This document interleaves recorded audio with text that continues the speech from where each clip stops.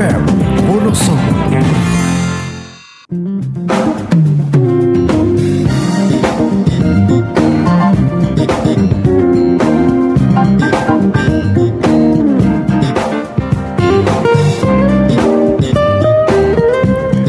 Ya, Sobe Cita di Wonosobo dan di mana-mana, masih bersama Ricky Wibisana dan masih talkshow bersama DPRD Jawa Tengah. Dan kita udah masuki pertanyaan terakhir dan tentunya ini masih banyak sekali yang sebenarnya mau dibahas ya Pak ya. Cuman karena waktunya sudah sangat-sangat mepet tanpa terasa ini Pak. Dan kita mungkin langsung aja ke beberapa hambatan mungkin yang dialami nih Pak untuk mewujudkan gagasan ini. Apalagi saat ini kan masyarakat masih mencoba pulih dari pandemi yang mempengaruhi hampir semua sektor mulai dari ekonomi, sosial, pendidikan dan sebagainya. Monggo Pak Isneni bisa dijelaskan untuk masyarakat Wonosobo. Terima kasih Mas Riki. Berkaitan dengan situasi seperti ini, tentunya ada beberapa hal yang menjadi hambatan warga masyarakat. Yang pertama, warga masyarakat sebagian masih takut menghadapi sebuah tantangan. Ya. Dalam arti kita tidak mau terlalu spekulasi, tidak berani gambling. Karena apa? Memang situasinya ini kan masih dalam tahap pemulihan, Mas. Dalam dunia usaha pun kita memang harus berhati-hati dalam membaca pasar dan sebagainya itu agar situasinya tetap bisa kondusif dan tetap bisa terjaga. Dalam yang kedua, masyarakat sulit untuk move on atau melangkah lebih maju.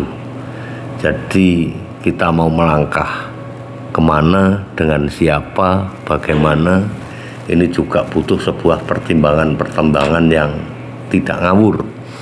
Karena ketika kita ngawur ya udah, wassalam. Karena berkaitan dengan ketika kita bicara usaha akan berkaitan dengan sebuah permodalan ataupun kelancaran usaha dan sebagainya. Yang ketiga, dengan situasi seperti ini, kalau mau terbuka, mau jujur, terutama dalam sektor ekonomi ataupun sektor yang lain, ini masyarakat juga masih banyak yang ngeluh, Mas.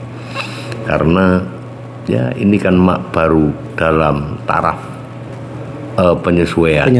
Apalagi berkaitan dengan situasi pasar yang dengan adanya dampak dari pandemi COVID, menurut Isnaini ini adalah sebuah perubahan pasar dari off ke on.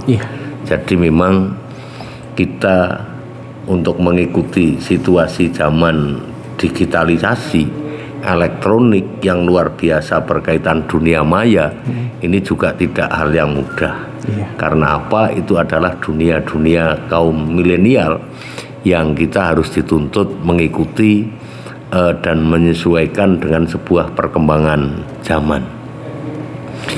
Yang keempat, berkaitan dengan tidak tepatnya waktu selama bekerja. Jadi saya sendiri juga merasakan berkaitan dengan pembagian waktu yang luar biasa dengan banyaknya sebuah tuntutan. Oleh karena itu pandai-pandai kita bagaimana dalam mengatur waktu agar semua harapan, semua angen-angen, semua jadwal itu bisa tertata dan semua bisa dilaksanakan dengan tepat dan benar. Yang kelima, individualistis. Jadi masyarakat masih banyak yang mementingkan kepentingan sendiri. Dalam arti yang penting kita bertahan, yang penting kebutuhan kita terpenuhi dan sebagainya dan sebagainya. Jadi masyarakat untuk saat ini banyak yang mempertahankan kepentingan ataupun berkaitan dengan kebutuhan pribadi masing-masing. Yang keenam, berkaitan dengan situasi seperti ini, jadi masyarakat masih banyak memilih dan betah berada di sebuah zona yang nyaman. Yang penting kita tidak mempunyai sebuah resiko yang besar yang tidak kita harapkan, ini jangan sampai terjadi. Yang terakhir, dengan situasi seperti ini memang kadang-kadang teori dengan praktek ini sangat jauh, Mas. Ya. Jadi apa yang kita omongkan ataupun yang orang lain omongkan ini memang masih sulit ketika kita harus action, harus bertindak sesuai dengan sebuah perencanaan ataupun informasi yang ada. Saya kira itu, Mas Rizky, apa yang perlu kami sampaikan, apa yang menjadi pertanyaan panjenengan.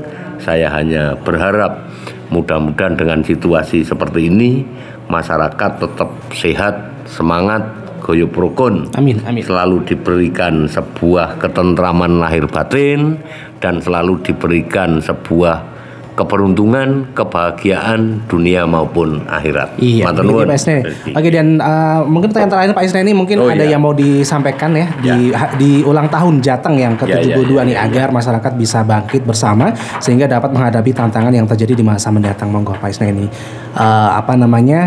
pesan yang ingin disampaikan di hari ulang tahun ini, Pak. Oh iya, ya Jadi tentunya. Pak Isne ini pribadi. Siap, tentunya kita tetap harus bergerak bersama.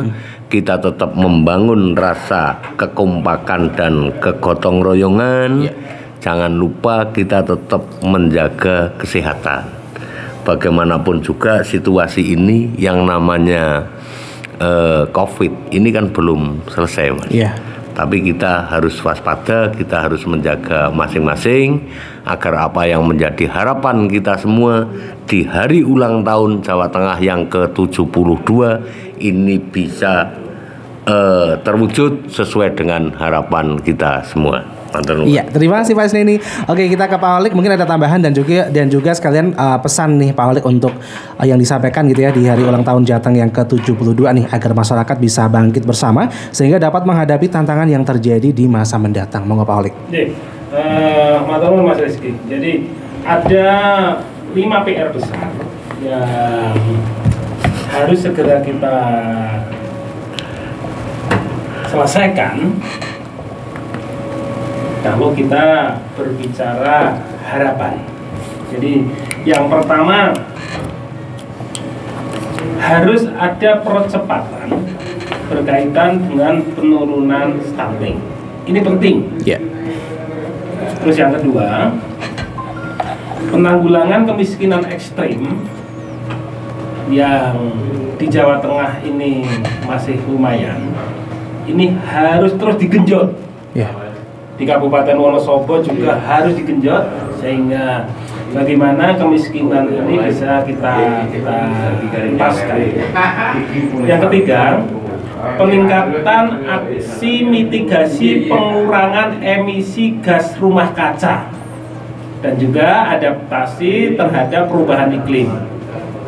Pengurangan resiko bencana melalui peningkatan kesiapsiagaan. Kemarin Wonosobo baru aja apel kesiapsiagaan dalam rangka penanggulangan bencana. Ini suatu hal yang luar biasa.